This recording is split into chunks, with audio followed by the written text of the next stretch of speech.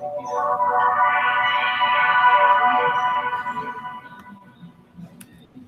hello everybody, thanks for joining me. It's Holger Mueller from Constellation Research, live here in Bogota, where I'm flying back from Mobile World Congress home to California. Thanks for joining me, sharing my key takeaways here. YouTube has changed its behavior in the background, so sorry for the music.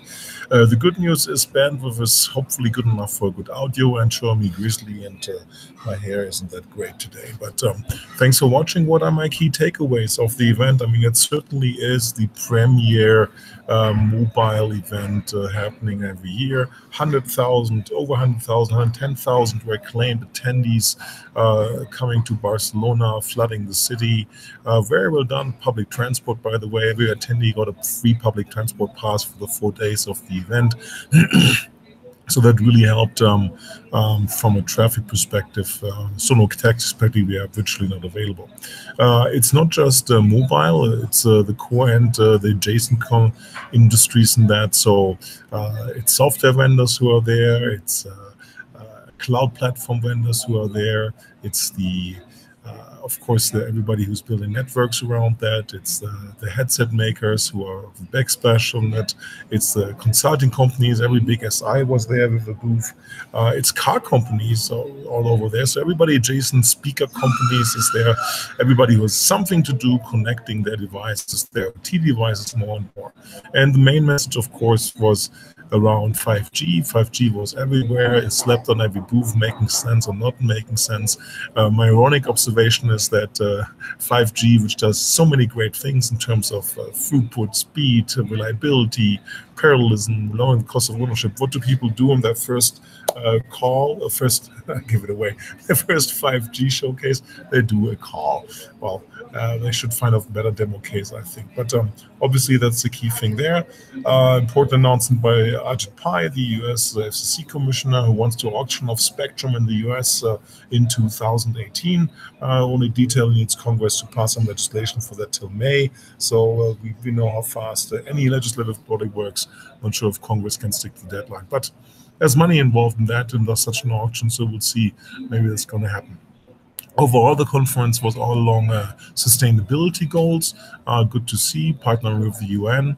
What we often forget in the first world is that the smartphone is the first information technology access piece. People have issues with them from a cost perspective, from networking perspective, and then from a content perspective. The good news is that 5G should help to lower the operational costs to providers. And one of the key takeaways there was it's an Android show, and Android Go as a very lightweight version of Android with special applications should help to provide cheaper smartphones, price point between $60 to $80. Played around with the ZTE Android Go phone, pretty good device. And remarkable engineering on the Google side, reducing the footprint of the applications dramatically. I wished we would have had such a thin version of Google Maps a few years ago. And unfortunately, it's reserved to the Android Go headsets. It's a headset, so that's unfortunate, but what can you do? And mobile data change is the change for good. It's the first PC for many of the people around the world. So with a $60 price point, $80 price point, if you factor that in, people paying off the handset of $2, $3 a month, that's a sustainable price to move the 3.5 billion smartphone users to, as the GSMA, the organizing body of Mobile World Congress, estimates to 4.5 million until 2025, which is a significant difference. And that's the interesting thing, takeaway for the CXOs who are listening to this, which we serve.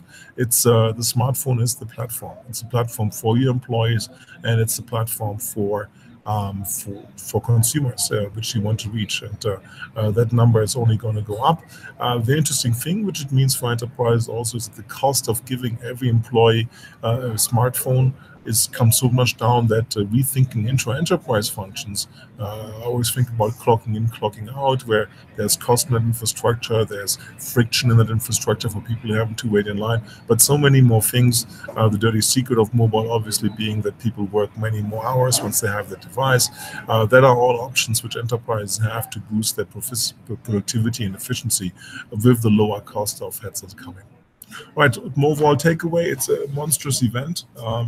I don't understand the logic how the booths are organized. Maybe it's the German organization and me benchmarking to CeBIT or Hannover Industriemesse as larger events even, but there's halls of certain themes. Here, there's no theme understandable. There's a mix of all the different vendors in the place. I'm not sure if they got all their marketing spent there because the booths, they're massive. I always joke about saying there's the Matterhorn one booth. If you look at the landscape or hall landscape where the central vendor organizing is everything, GSMA is an Ayers Rock where there's very few small booths, basically only the regional or country-based promoted booths showing the local software engineering or hardware innovation website. So the smartphone replaces the PC, something you can say. Some interesting thing on the handset side. I take a look at the ZTE Axon N11, I believe is the name. Don't name me down on that. It's a foldable phone, display on both sides, larger display. You can use both screens for different topics. That's one of the limitations of smartphones. I think we'll see some more good things coming in that area. Then, of course, IoT looms large. All these connected devices. Supposedly, IoT is going to overtake from the commercial side, it's going to overtake the consumer side, which is clearly leading by now. Well, this is getting way too long. Thank you for watching. Definitely an event to watch from an announcement perspective for CXOs to think about what can I do? How is mobile enabling me to build next generation applications in terms of inter-enterprise functions, lower handset costs in terms of going out in value-based pricing. You might even give valuable customers a lockdown or a full smartphone headset for the return of them using your application to provide orders, location, other intelligence for them. And then, of course, human machine interface perspectives, significantly improvement for your employees from that side. And then, of course, mastering the things, IoT, significantly better connections from that perspective. All right. Thanks for watching. This is Holger Mueller from Constellation Research. Google still hasn't fixed the lower third. Follow me on Twitter at HolgerMU. That is HOLGRMU. You'll get lots of tweets, but I'm the only analyst who at events keeps all his notes live on Twitter. It also works as a repository for you to look up anything on the site. So look for all my tweets with the hashtag MWC for Mobile World Congress 18. Thanks for watching. Appreciate it. Speak to you soon. Bye-bye.